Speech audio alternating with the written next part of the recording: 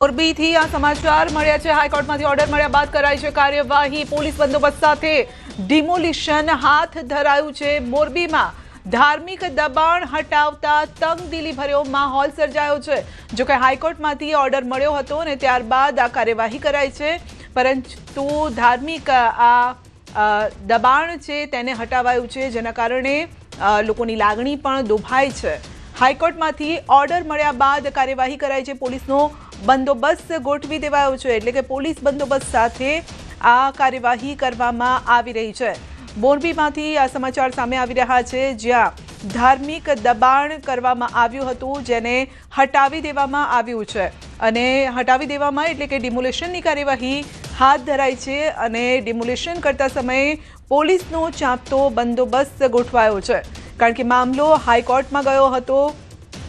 જે એક પક્ષ છે તેની ધાર્મિક લાગણી દુભાતી હતી, માટે તેમની દલીલ હતી કે આ જે દબાણ છે તેને હટાવવામાં ન આવે, જેને લઈને હાઈકોર્ટમાં પડકારવામાં આવ્યો હતો।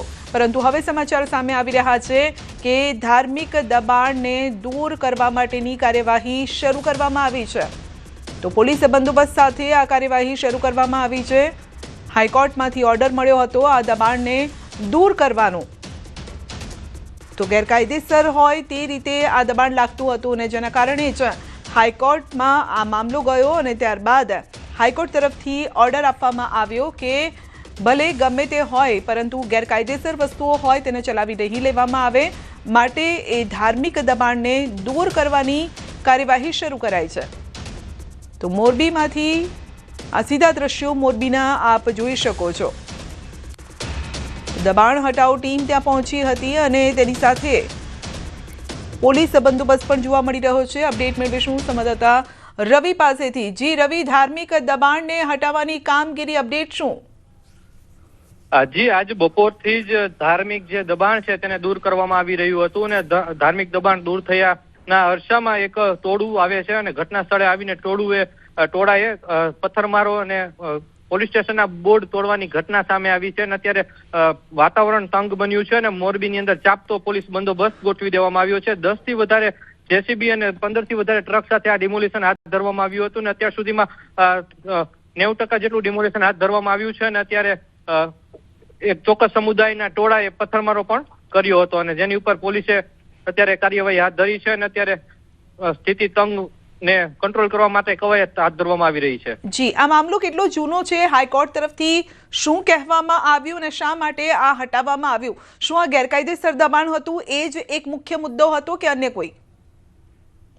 મણિ મંદિરની બાજુમાં એક અવૈધ રૂપે એક મસ્જિદનું નિર્માણ કરવામાં આવ્યું હતું અને જે મામલો હાઈકોર્ટમાં છેલ્લા ઘણા વર્ષોથી હાઈકોર્ટમાં ચાલી રહ્યો હતો અને ત્યાંથી ઓર્ડર આપવામાં આવ્યો હતો ડિમોલિશન માટેનો। તે દરમિયાન આજે મોરબી પોલીસે આજે ડિમોલિશન કર્યું હતું। આજ બપોરથી જ ડિમોલિશનને શરૂ કરી દેવામાં આવ્યું હતું। પોલીસના ચાપતા બંદોબસ્ત સાથે કરવામાં આવ્યું હતું, તેમ છતાં પણ કોઈ ટીકડખોરોએ કાકડીચારો કરતા સંપૂર્ણ ઘટનાને મોરબીના વાતાવરણને તંગ કર્યું હતું। જી, બંને પક્ષ તરફથી શું દલીલો મૂકવામાં આવી છે? કારણ કે એક તરફ મણિ મંદિર અને એની બિલકુલ એ જ દિવાલને અડીને આવેલી છે આ ધાર્મિક દબાણ। મણિ મંદિર જે છે તે સ્ટેટની ઇમારત છે, જે રાજવી પરિવારનું છે, ત્યાંથી કોઈ જ પણ પ્રકારની ટિપ્પણી કરવામાં આવી નથી અને માત્ર પોલીસને અને તંત્ર સાથે જ આ ડિમોલિશન હાથ ધરવામાં આવ્યું હતું અને માત્ર આ મસ્જિદ છે જે ધાર્મિક અવૈધ રૂપે જે દબાણ ઊભું કરવામાં આવ્યું હતું તેને સંપૂર્ણપણે આજે દૂર કરવામાં આવ્યું છે। 10 થી વધુ જેસીબીની મદદ લેવામાં આવી છે। રવિ, આ બહુ જૂનો મામલો છે, કારણ કે ખાસા સમયથી ત્યાં એ ધાર્મિક દબાણ ઊભું કરવામાં આવ્યું હતું। એ દબાણ ઊભું કરવાનો પણ આશય શું હતો? કારણ કે ઘણા લાંબા સમયથી આ દલીલો ચાલતી આવતી હતી, બંને જૂથ વચ્ચે પણ થોડું તંગદિલી ભર્યો માહોલ પણ રહેતો હતો, ત્યાંથી આપણે પસાર થઈએ તો પણ એક અલગ પ્રકારનો અનુભવ થતો હતો। જે પ્રકારે આ એક સ્ટેટની ઇમારત હતી, જે મણિ મંદિર છે, જે ઘણા વર્ષોથી આ સ્થિત છે અને રાજવી પરિવાર દ્વારા નિર્માણ કરવામાં આવ્યું હતું અને ત્યાં કોઈ જ પ્રકારના આવા અવશેષો નહોતા અને અચાનક જ ધીમે ધીમે થઈને આ દબાણ શરૂ કરી દેવામાં આવ્યું અને જોતામાં જ આ દબાણ 1 થી 2 માળ જેટલું મોટી ઇમારતમાં પરિણમ્યું અને ત્યારબાદ પછી આ મામલો જે છે હિન્દુ સમાજની અંદર ગરમાયો અને ત્યારબાદ આની પર એક્શન અને કાર્યવાહી કરવામાં આવી અને આ લાંબો કોર્ટ કેસ પણ ચાલ્યો અને આ ઘટનાને જે ઘટના છે તેમાં હાઈકોર્ટ દ્વારા ડિમોલિશન માટેનો ઓર્ડર આપવામાં આવ્યો હતો.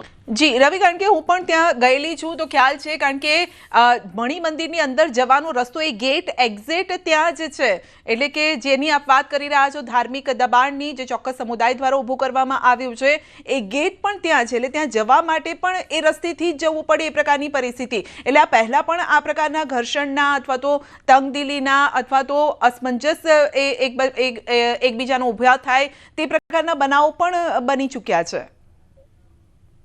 જી ચોક્કસથી અત્યાર સુધીમાં આવા કોઈ જ બનાવ બન્યા નથી. એમ મોરબી શાંતિપ્રિય મોરબી છે, તેમ છતાં પણ આજે અવૈધ રૂપે જે બાંધકામ કરીને જે ધાર્મિક સ્થળ ઉભું કરવામાં આવ્યું હતું તેને ડિમોલેશન કરવામાં આવ્યું છે.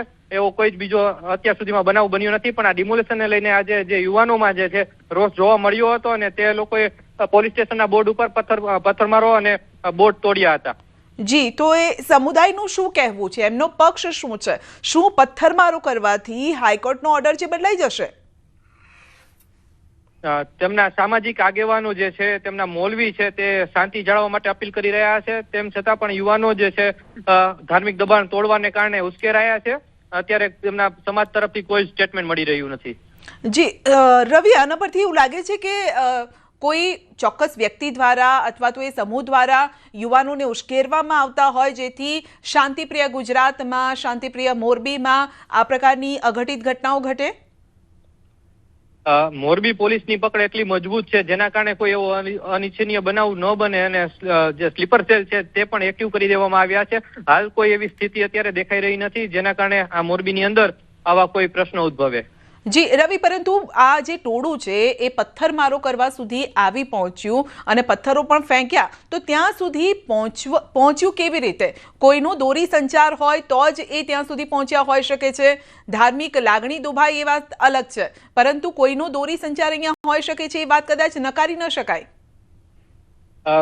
પોલીસ તપાસની અંદર જો કદાચ બહાર આવે તો મૌલવીની પણ સંડોવણી બહાર આવે તેવી પણ શક્યતાઓ અત્યારે તો હાલ દેખાઈ રહી છે. જ્યાં ડિમોલિશન ચાલી રહ્યું હતું ત્યાંથી 300 મીટર દૂર જેવું એક ટોળું એકઠું થાય છે. પોસ્ટ ઓફિસ જે વિસ્તાર છે ત્યાં ટોળું એકઠું થાય છે અને ત્યારથી ટોળું ચાલીને નગર દરવાજા વિસ્તાર સુધી આવે છે અને નગર દરવાજા વિસ્તારમાં અને એ ડિવિઝન વિસ્તારમાં હલાબુલ થાય છે અને સૂત્રોચ્ચાર થાય છે અને પોલીસ સ્ટેશનનું બોર્ડ પણ તોડી પાડવામાં આવે છે. જે ચોક્કસથી કોઈ એવું બની શકે કોઈ સામાજિક એમનો આગેવાન હોય તેને આ કૃત્ય કર્યું હોય. પણ હાલ પોલીસ અત્યારે રવિ, શું પોલીસ એ દિશામાં પણ તપાસ કરી રહી છે? શું મોબાઈલ ફોન, વોટ્સએપ એ પણ ચેક કરવામાં આવશે કે ભાઈ આ ક્યાંથી કોને મેસેજ મળ્યા હતા જેથી આ ટોળું અહીંયા સુધી પહોંચ્યું અને હાલ શું પરિસ્થિતિ ત્યાં?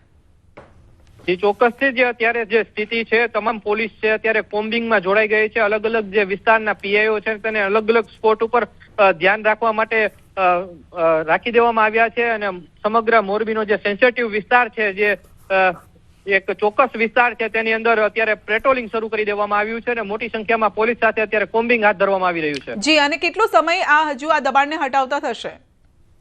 હજી 2 થી 3 કલાક જેટલો સમય લાગશે અને બને ત્યાં સુધી આ દબાણ આજ જ દૂર થાય તેવા પ્રયત્નો કરવામાં આવી રહ્યા છે અને હજી 2 થી 3 કલાક સુધી આ દબાણો દૂર કરવામાં આવશે.